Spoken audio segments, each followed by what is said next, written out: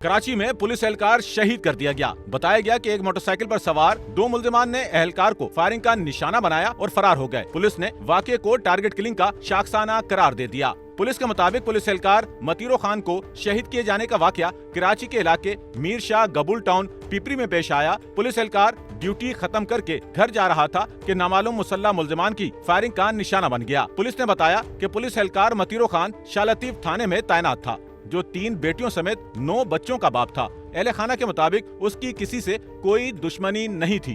اہلکار کی شہادت پر وزیر داخلہ سندھ ضیاء الحسن لنجار نے واقعے کا نوٹس لیا اور ہدایت کی کہ آپریشن اور انویسٹیگیشن پولیس مشترکہ حکمت عملی کے تحت تحقیقات کو کامیاب بنائے، ملزمان کا سراغ لگائیں اور جلد گرفتاری کو یقینی بنائیں۔ ادھر additional I G Karachi Javed Alam Odho نے ملزمان کی فوری گرفتاری کا حکم دیا اور واقعے سے متعلق رپورٹ طلب کر لی۔ S S P Malir Abdul Khaliq Pirzada نے اپنی ابتدائی رپورٹ میں بتایا کہ اہلکار کو ٹارگٹ کر کے شہید کیا گیا۔ جائے وقوع سے شواہد اکٹھے کر لیے گئے ہیں اور تکنیکی پہلوؤں سے تحقیق جاری ہے۔ ادھر شہید اہلکار متیرو خان کے جثے خاکی کو پوسٹ مارٹم کے بعد ورثہ کے حوالے کیا گیا، جن کی جانب سے شہید کی میت کو اس کے آبائی شہر کمبر شہداد کوٹ روانہ کر دیا گیا ہے، جہاں نماز جنازہ کے بعد مقامی قبرستان میں سپرد خاک کر دیا جائے گا۔ کیمرامین امین کے ساتھ نعمان رفیق، SNN کراچی۔